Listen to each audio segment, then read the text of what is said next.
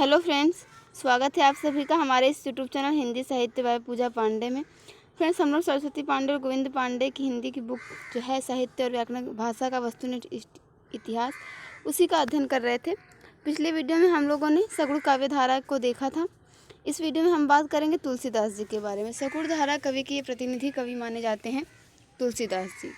तो इनका हम लोग विशेष अध्ययन करेंगे, इनका थोड़ा सा जन परिचय देखेंगे और उनके बाद साहित्य में इनका क्या स्थान है, इनकी कौन कौन सी रचनाएं हैं और कौन कौन से तथ्य हैं या प्रश्न हैं जो कि विभिन्न परीक्षाओं में इनसे संबंधित पूछे जाते हैं। उन सभी चीज़ों की हम इसमें चर्चा करेंगे। तो आप लोग इस वीडियो को लास्ट तक ज़रूर देखिएगा। चलिए शुरू करते हैं। सबसे पहले बात करते हैं इनके जन्म की। तो तुलसीदास जी का जो जन्म है वो 1532 ईस्वी में माना जाता है और इनकी मृत्यु 1623 ईस्वी में मानी जाती है। इनके माता का नाम हुलसी था और पिता का नाम आत्माराम दुबे था। इनकी पत्नी का नाम रत्नावली था। गुरु इनके नरहरियानंद थे और शिक्षा गुरु जो थे वो शेष सनातन थे।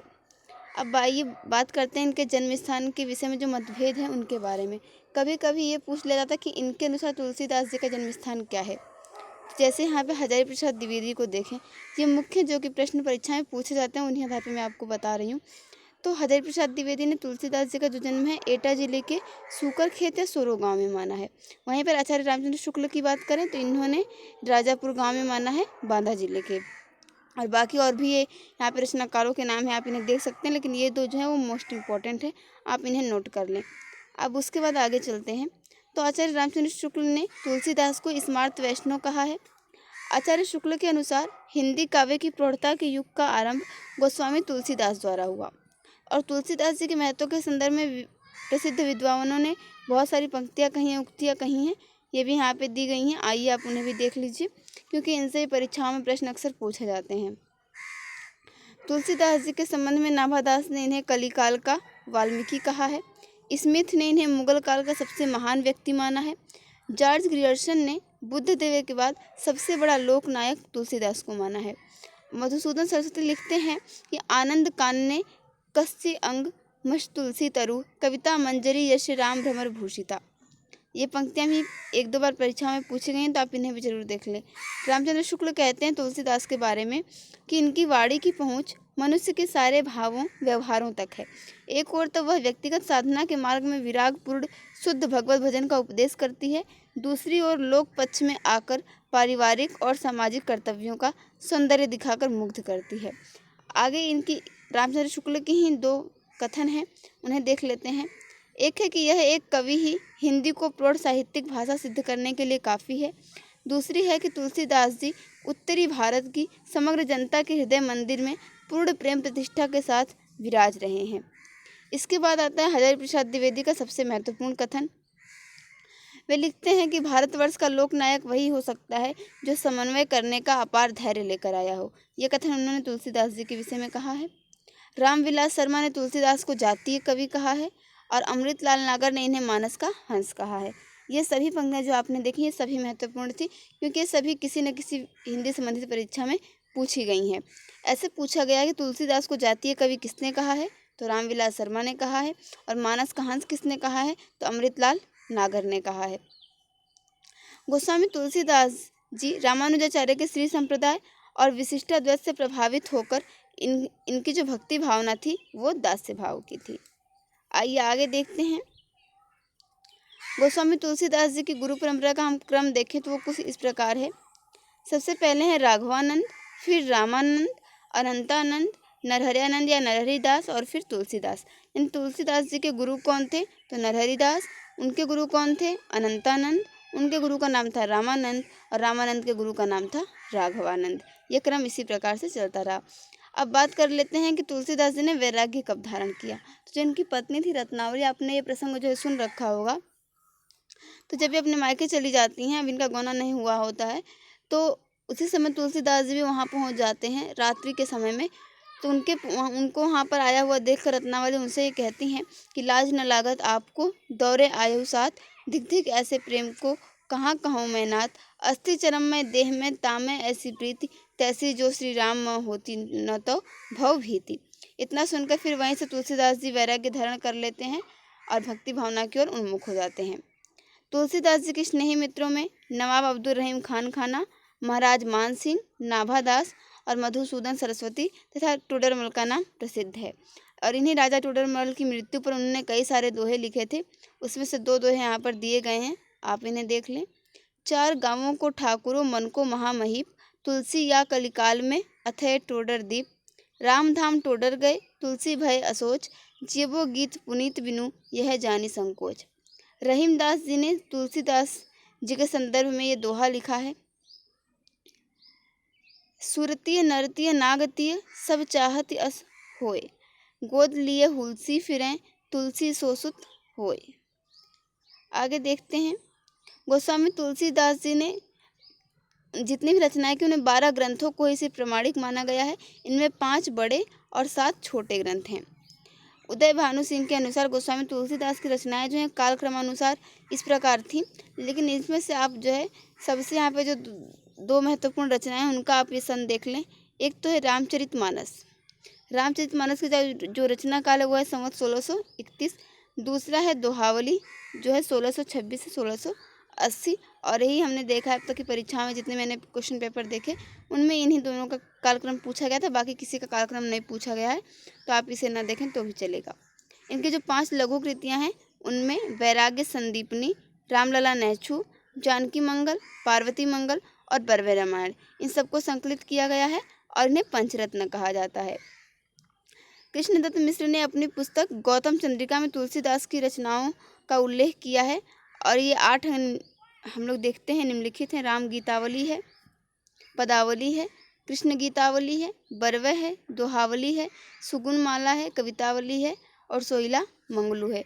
ये इन्होंने कृष्णदत्त मिश्र ने जो पुस्तक लिखी है गौतम चंद्रिका, उसमें तुलसीदास की रचनाओं को यह अष्टांग माना गया है। और यह अष्टांग जो है अभी मैंने आपको बताए। तुलसीदास की प्रथम रचना वैराग्य संदीपनी को माना जाता है और अंतिम रचना कवितावली को माना जाता है। और कवितावली के परिशिष्ट में हनुमान बाहुक भी संलग्न है, किंतु अधिकांश विद्वान जो है रामलला नैछू को प्रथम कृति मानते हैं। अब आइए इनकी रचनाओं का हम लोग संक्षिप्त परिचय देख लेते हैं। सबसे पहले है वैराग्य संदीपनी। तो ये मुक्तक काव्य में लिखी गई है ब्रज भाषा में, जिसमें छंद है वो है दोहा सोरठा। रामाज्ञा प्रश्न है, ये भी मुक्तक है, अवधी भाषा में है, इसमें दोहा छंद का प्रयोग किया गया है। फिर है रामलला नैछू जो कि एक प्रबंध काव्य है, भाषा इसकी ठेठ अवधी है, सोहर छंद में लिखा गया है रामलला नैछू।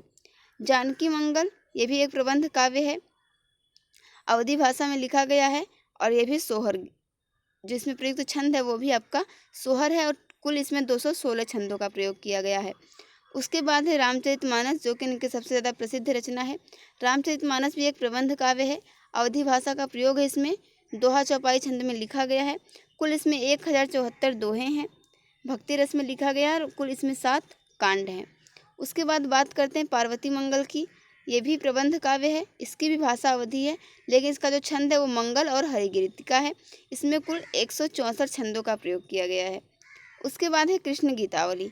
ये गीति काव्य है, ब्रजभाषा में लिखा गया है और इसमें 61 जो है छंदों का प्रयोग किया गया है। गीतावली है, ये भी गीति काव्य है, ब्रजभाषा में ही है। इसमें रस देखेंगे हम तो गीतावली में वात्सल्य और भक्ति रस देखने को मिलेगा, इसमें भी 7 कांड हैं। उसके बाद है विनय पत्रिका। ये भी एक गीति काव्य है, भाषा इसकी ब्रजभाषा है और इसमें हमें कुल 279 छंद देखने के लिए मिलते हैं, ये भी भक्ति रस की ही रचना है। इसके बाद है दोहावली। दोहावली भी मुक्तक काव्य है, भाषा इसकी ब्रज है और इसमें हमें दोहा और सोरठा देखने को मिलता है और कुल दोहा सोरठा की जो संख्या है वो है 573। उसके बाद है बरवे रामायण। ये भी मुक्तक छंद में लिखा गया है, भाषा इसकी अवधी है, बरवे छंद में लिखा गया है, कुल 69 छंद हैं और 7 कांड है इसमें भी।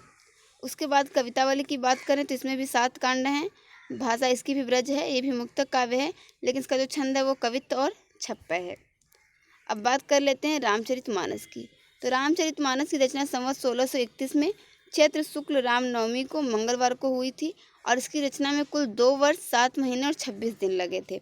ये बताएं आप जो देख रहे हैं, आपको जो भी इंपॉर्टेंट पॉइंट्स लगे आप उन्हें नोट करते चलें। रामाज्ञा प्रश्न एक ज्योतिष ग्रंथ माना जाता है। कृष्ण गीतावली में गोस्वामी जी ने कृष्ण से संबंधित पदों की रचना की और पार्वती मंगल में पार्वती और शिव के विवाह का वर्णन किया है। रामचरितमानस और कवितावली में गोस्वामी जी ने कलिकाल का वर्णन किया है। कवितावली में बनारस काशी के तत्कालीन समय में फैले महामारी का वर्णन उत्तरकांड में किया गया है। तुलसीदास जी ने अपने बाहु रोग से मुक्ति के लिए हनुमान बाहु की रचना की थी। आचार्य रामचंद्र शुक्ल ने रामचरितमानस को लोक मंगल की साधना अवस्था का काव्य माना है। आइए आगे देख लेते हैं। मानस में 7 कांड या सोपान हैं जो क्रमशः इस प्रकार हैं। आप इन्हें क्रमशः ही याद करें क्योंकि परीक्षाओं में कई बार इनका क्रम पूछा गया है। सबसे पहला कांड है बालकांड, दूसरा कांड है अयोध्या कांड, तीसरा है अरण्य कांड, चौथा किष्किंधा कांड, पांचवा सुंदर कांड, छठा है लंका कांड और सातवां है उत्तरकांड। अयोध्या कांड को रामचरितमानस का हृदय स्थल कहा जाता है। इस कांड की चित्रकूट सभा को आचार्य रामचंद्र शुक्ल ने एक आध्यात्मिक घटना की संज्ञा दी है। चित्रकूट सभा में वेद नीति, लोक नीति एवं राजनीति तीनों का समन्वय हम देख सकते हैं। रामचरितमानस की रचना गोस्वामी जी ने स्वांतः सुखाय के साथ साथ लोकहित एवं लोक मंगल के लिए भी की है। रामचरितमानस के कुछ मार्मिक स्थल हैं जो कि निम्नलिखित हैं। पहला है आपका राम का अयोध्या त्याग और पथिक के रूप में वनगमन, दूसरा है चित्रकूट में राम और भरत का मिलन, तीसरा सबरी का आतिथ्य, चौथा लक्ष्मण को शक्ति लगने पर राम का विलाप और पांचवा है भरत की प्रतीक्षा। इस प्रकार से हमें बहुत सारे मार्मिक स्थल हमें रामचरितमानस में देखने के लिए मिलते हैं। तुलसी ने रामचरितमानस की कल्पना मानसरोवर के रूपक के रूप में की है, जिसमें 7 कांड के रूप में 7 सोपान तथा 4 वक्ता के रूप में 4 घाट हैं। आइए हम सप्त सोपान मानस के 4 घाटों का संक्षिप्त विवरण देख लेते हैं, जो कि इस प्रकार से है। पहले 7 हम लोग 4 घाट देखें तो उपासना घाट, ज्ञान घाट यानी राजघाट, कर्म घाट या पंचायती घाट, अथवा प्रपत्ति घाट या गाय घाट, ये आपके 4 घाट हो गए। अब संवाद भी इसमें 4 वक्ता और श्रोता के रूप में है। तो काग भुसुंडी और गरुड़ संवाद, शिव पार्वती संवाद, याज्ञवल्क्य भारद्वाज संवाद, तुलसी संत संवाद, ये सभी बहुत ही इम्पोर्टेंट हैं क्योंकि इससे जो है परीक्षा में कई बार हमें प्रश्न देखने के लिए मिले हैं। और आपने अगर प्रीवियस ईयर पेपर सॉल्व किए होंगे, चाहे आपने यूपी टीजीटी पीजीटी का किया हो या किसी अन्य टीजीटी पीजीटी का किया हो जहाँ पर हिंदी से प्रश्न पूछे गए हैं भक्ति काल से संबंधित, तो वहाँ पर इनमें से आपको कोई ना कोई प्रश्न देखने के लिए ज़रूर मिला होगा। आप इसी प्रकार से चार्ट बनाकर इसे याद कर सकते हैं। मानस रूपक तुलसी साहित्य का सबसे बड़ा रूपक है। अलंकार योजना के संबंध में तुलसी को प्राप्त उपाधियां निम्न हैं। किन्होंने कहा है ये भी देख लेते हैं। लाला भगवान दिन और बच्चन सिंह ने रूपकों का बादशाह कहा है।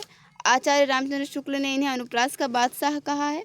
डॉक्टर उदय भानु सिंह ने इन्हें उत्प्रेक्षाओं का बादशाह कहा है अलंकार योजना के संबंध में। आइए आगे देख लेते हैं, इनके बारे में 2-4 पंक्तियाँ और हैं। आचार्य हजारी प्रसाद द्विवेदी ने लिखा है कि तुलसी का संपूर्ण काव्य समन्वय की विराट चेष्टा है। आचार्य हजारी प्रसाद द्विवेदी ने तुलसीदास जी के संबंध में लिखा है, तुलसी का संपूर्ण काव्य समन्वय की विराट चेष्टा है। रामचरितमानस पर सर्वाधिक प्रभाव जो है अध्यात्म रामायण का पड़ा है। तुलसीदास जी ने सर्वप्रथम मानस को रसखान को सुनाया था। जब इन्होंने मानस की रचना कर ली थी तो सबसे पहले इन्होंने इसे रसखान जी को सुनाया था। इसके बाद रामचरितमानस के संदर्भ में रहीमदास ने लिखा है कि रामचरितमानस विमल संतन जीवन प्राण, हिंदुवान को वेद सम यवन ही प्रकट कुरान। भिखारीदास जी ने तुलसी के संबंध में लिखा है कि तुलसी गंग दुओ भय, सुकविन के सरदार, इनके काव्यन में मिली भाषा विविध प्रकार। एक रचनाकार की पंक्ति और देख लेते हैं, तुलसीदास जी के संबंध में ही है और बहुत ही प्रसिद्ध है। अयोध्या सिंह उपाध्याय हरियोध ने इनके संबंध में लिखा है कि कविता करके तुलसी न लसे, कविता लसी पा तुलसी की कला। यहाँ पहले लसी रहेगा और फिर पा रहेगा। कविता करके तुलसी न लसे, कविता लसी पा तुलसी की कला। आइए लास्ट है ये तुलसीदास जी के संबंध में आचार्य रामचंद्र शुक्ल की कुछ पंक्तियाँ हैं। ये कुछ कथन है इनका। भाषा पद्य के स्वरूप को लेते हैं तो गोस्वामी जी के सामने कई शैलियाँ प्रचलित थी, जिनमें से मुख्य हैं। पहली है वीर गाथा काल की छप्पय पद्धति, दूसरी विद्यापति और सूरदास की गीत पद्धति, तीसरी गंग आदि भाटों की कवित्व सवैया पद्धति, चौथी कबीरदास की नीति संबंधी बानी की दोहा पद्धति जो अपभ्रंश से चली आती थी, और पांचवी है ईश्वरदास की दोहे चौपाई वाली प्रबंध पद्धति। इस प्रकार भाषा के 2 रूप अवधि और ब्रज और रचना की 5 प्रमुख शैलियाँ साहित्य क्षेत्र में गोस्वामी जी को मिली। और अभी जब मैंने आपको पीछे इनकी 12 रचनाएं और उनका विवरण बताया था तो आपने देखा होगा इनकी अधिकांश रचनाएं में जो है अवधि भाषा और ब्रज भाषा में ही देखने के लिए मिलती हैं। तो फ्रेंड्स ये था आज का ये हमारा वीडियो जो कि तुलसीदास जी के तुलसीदास जी पर आधारित था। उनका हमने जीवन परिचय संक्षेप में देखा, बाकी उनकी रचनाओं का विवरण देखा और विभिन्न परीक्षाओं में इनसे संबंधित जितने भी महत्वपूर्ण प्रश्न पूछे जा सकते थे, लगभग हमने उन सभी प्रश्नों को भी देख लिया है। तो उम्मीद करती हूँ कि आपको इस वीडियो से काफ़ी लाभ मिला होगा, बहुत सारी चीज़ें आपने सीखी होंगी। ठीक है फ्रेंड्स, मिलते हैं अगले वीडियो में हम लोग एक नए टॉपिक के साथ। Thank you for watching this video.